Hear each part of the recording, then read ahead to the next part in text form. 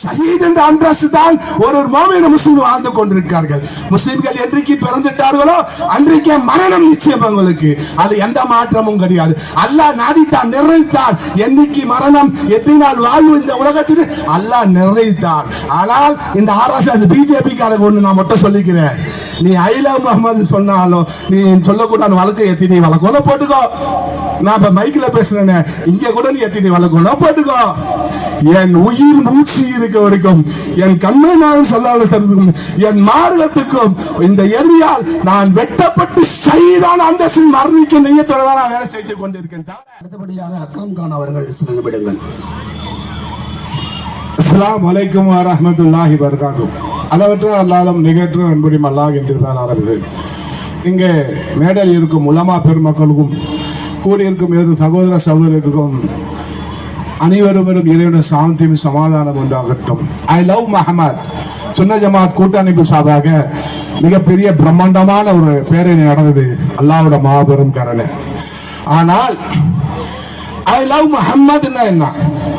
நாயகம் ஸல்லல்லாஹு அலைஹி வஸல்லம் மஹபத் பண்றோம், மனைவியை மஹபத் பண்றோம், பிள்ளைகளை மஹபத் பண்றோம், தாயை மஹபத் பண்றோம், தகப்பனாரை மஹபத் பண்றோம், இந்த உலகத்தில் அறியக்கூடிய எல்லாருமே மஹபத் பண்றோம்.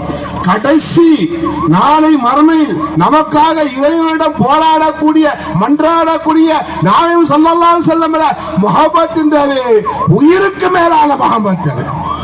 சரிங்களா? ஆனால் நீங்க எல்லாமே வந்திருக்கீங்க. அல்லாஹ் மிகப்பெரிய உங்களுக்கு வெற்றி கொடுப்பார். இம்மையிலும் மர்மையிலும் மிகப்பெரிய வெற்றி கொடுப்பார். இந்த ஐலா முஹம்மதுக்காக மர்மையில் நாயகம் ஸல்லல்லாஹு அலைஹி வஸல்லம் உங்களை எல்லாம் கண்டிப்பா இன்ஷா அல்லாஹ் பார்ப்பாங்க. ஏன்னா ஓதின் வந்து நாயகம் ஸல்லல்லாஹு அலைஹி வஸல்லம் தரூத் ஓதின் வந்து கொண்டிருக்கிறோம் சகோதரர்களே. ஆனால் இந்த இந்தியா திருநாட்டில் சுதந்திரத்துக்கு போராடினர்கள் உலமாக்கள் தான், முஸ்லிம்கள் தான். சரிங்களா? ஆனால் இன்றைக்கு காவி அரசு, பிஜேபி அரசு, ஆர்எஸ்எஸ் அரசு இன்றைக்கு ஆட்சி அதிகாரத்தை வைத்துக் கொண்டு முஸ்லிம்களை ஒடுக்கிறார்கள், நசுக்கிறார்கள், பள்ளிவாசலை இடிக்கிறார்கள், வீட்டை இடிக்கிறார்கள், தர்காவை இடிக்கிறார்கள், மதரசாவை இடிக்கிறார்கள்.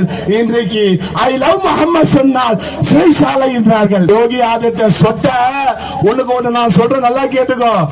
உறுதியில் எல்லாமே பேஸ்புக்ல பார்த்தா சொல்லுவாங்க, டக்லா டக்லா நானா சொட்ட டே சொட்ட டே சொட்ட யோகி ஆதித்யநாத் உன்னோட போலீஸ வச்சு அடிக்கிற, உன்னோட போலீஸ வச்சு அடிக்கிற, உன்னோட குண்டர்களை வச்சு அடிக்கிற. ஆனால் இந்த இஸ்லாமியர்கள் மரணத்துக்கு பயப்பட மாட்டார்கள். முஹம்மது நபி ஸல்லல்லாஹு அலைஹி வஸல்லத்துக்கு உயிரை தியாகம் செய்வார்கள். கழுத்து அறுத்து போட்டாலும் துடிக்கும் ஐ லவ் முஹம்மது சொல்லும், இதயம் துடிக்கும் ஐ லவ் முஹம்மது சொல்லும், ரத்தம் துடிக்கும் ஐ லவ் முஹம்மது சொல்லுகிறது. ஆனால்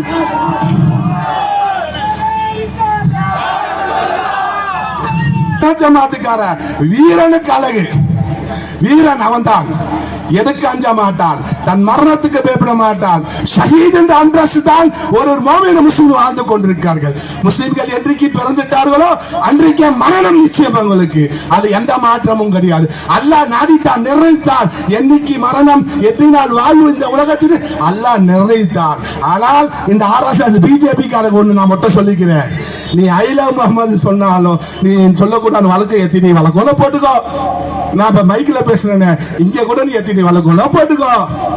என் உயிர் மூச்சு இருக்க வரைக்கும் என் கண்ணை நான் சொல்லாலும் என் மார்க்கத்துக்கும் இந்த எரியால் நான் வெட்டப்பட்டு ஷஹீதான அந்த மரணிக்க நெய்யத்தோட நான் வேலை செய்து கொண்டிருக்கேன். தவிர வேற எந்த ஒரு சுயரபத்துக்காக நான் வேலை செய்யலாம்.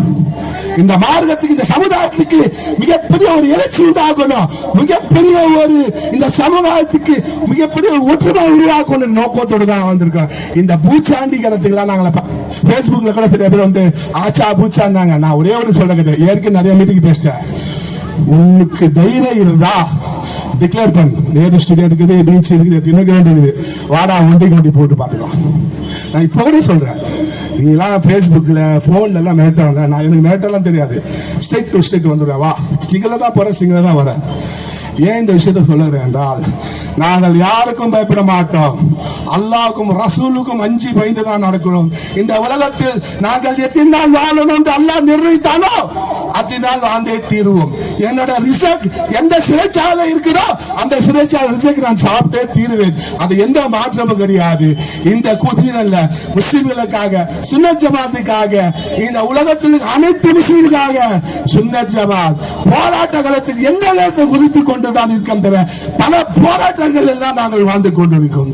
ஏனால் நாங்களாம் ஒரு போராட்ட குணத்தில் இருந்துதான் வாழ்ந்து வெளியே வந்திருக்கிறோம். ஒரு போராளி பின்னாடி இருந்துதான் நாங்கள் வாழ்ந்து வந்திருக்கோம். இந்த போராட்டங்கள் என்ன எங்களுக்கு தெரியும். ஆகையால் இந்த மிரட்டல் புரட்டல் எல்லாம் வேண்டாம். தயவு செய்து சொல்றேன், நாங்கள் ஜனநாயக போராடி கொண்டிருக்கோம், ஜனநாயக சென்று கொண்டு இருக்கிறோம்.